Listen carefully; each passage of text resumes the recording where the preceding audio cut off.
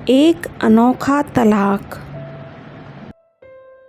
हुआ यूं कि पति ने अपनी पत्नी को किसी बात पर 3 थप्पड़ जड़ दिए। पत्नी ने इसके जवाब में अपना सैंडल पति की तरफ फेंका। सैंडल का एक सिरा पति के सिर को छूता हुआ निकल गया। मामला तो रफा दफा भी हो जाता, लेकिन पति ने इसे अपनी तौहीन समझी। रिश्तेदारों ने मामला और भी पेचीदा बना दिया। ना सिर्फ पेचीदा बल्कि संगीन। सब रिश्तेदारों ने इसे खानदान की नाक कटना कहा। यह भी कहा कि पति को सैंडल मारने वाली औरत ना तो वफादार होती है और ना ही पतिव्रता। इसे घर में रखना अपने शरीर में मियादी बुखार पालते रहने जैसा है। कुछ रिश्तेदारों ने तो यह भी पश्चाताप जाहिर किया कि ऐसी औरतों का तो भ्रूण ही समाप्त कर देना चाहिए। बुरी बातें चक्रवर्ती ब्याज की तरह बढ़ती हैं, सो दोनों तरफ से खूब आरोप उछाले गए। ऐसे लगता जैसे दोनों पक्षों के लोग आरोपों का वॉलीबॉल खेल रहे हैं। लड़के ने लड़की के बारे में और लड़की ने लड़के के बारे में कई असुविधाजनक बातें कहीं। मुकदमा दर्ज कराया गया। पति ने पत्नी की चरित्रहीनता का तो पत्नी ने दहेज उत्पीड़न का मामला दर्ज कराया। 6 साल तक शादीशुदा जिंदगी बिताने और एक बच्ची के माता पिता होने के बाद आज दोनों में तलाक हो गया। पति पत्नी के हाथ में तलाक के कागजों की प्रति थी। दोनों चुप थे, दोनों शांत, दोनों निर्विकार। मुकदमा 2 साल तक चला था। 2 साल से पत्नी अलग रह रही थी और पति अलग।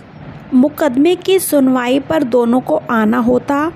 उन्हें सिखाया जाता कि उन्हें क्या कहना है। दोनों वही कहते।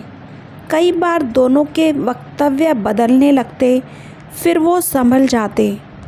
अंत में वही हुआ जो सब चाहते थे, यानी तलाक।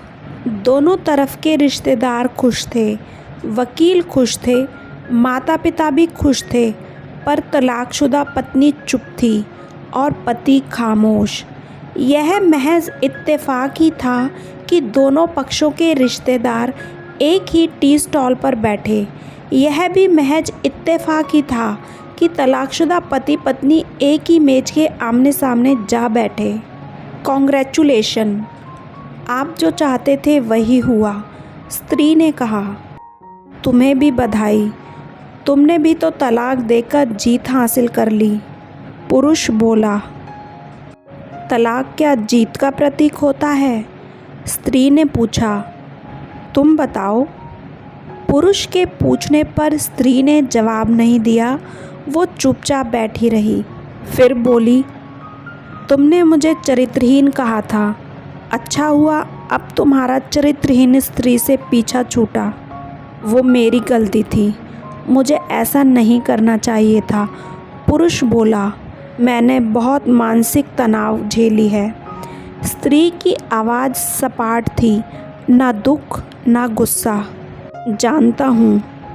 पुरुष इसी हथियार से स्त्री पर वार करता है जो स्त्री की मन आत्मा को लहूलुहान कर देता है।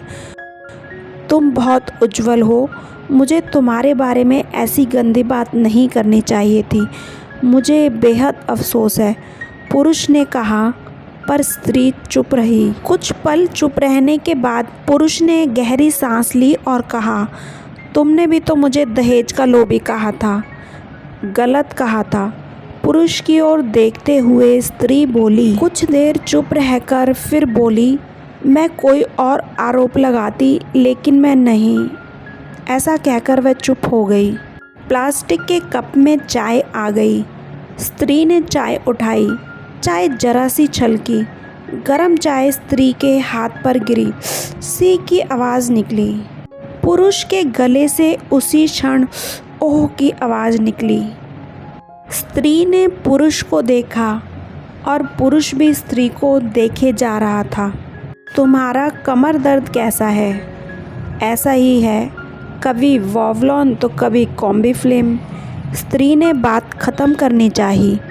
तुम एक्सरसाइज भी तो नहीं करती।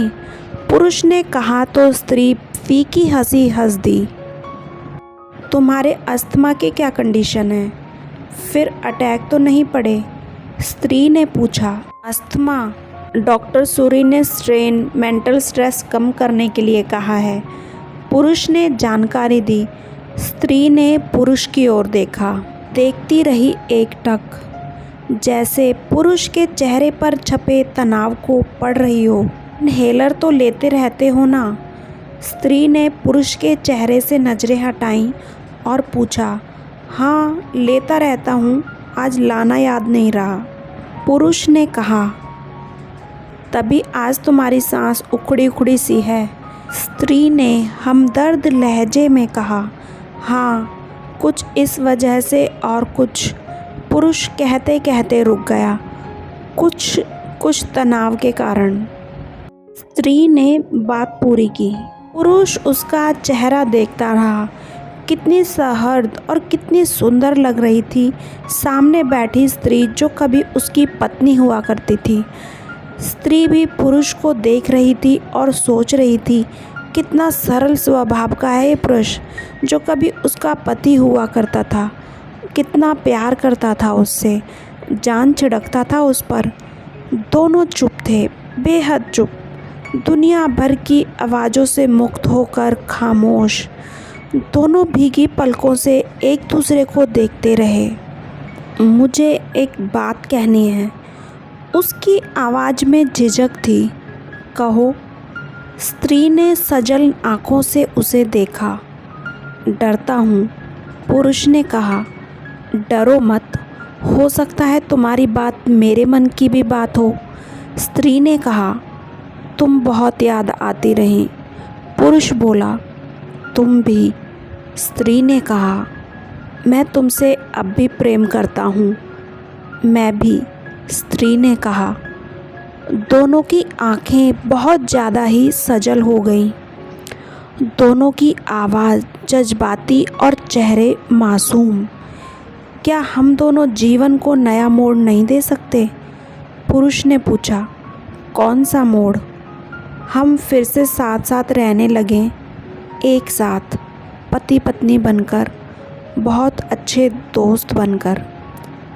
ये पेपर, स्त्री ने पूछा, फाड़ देते हैं, पुरुष ने कहा और अपने हाथ से तलाक के कागजात फाड़ दिए।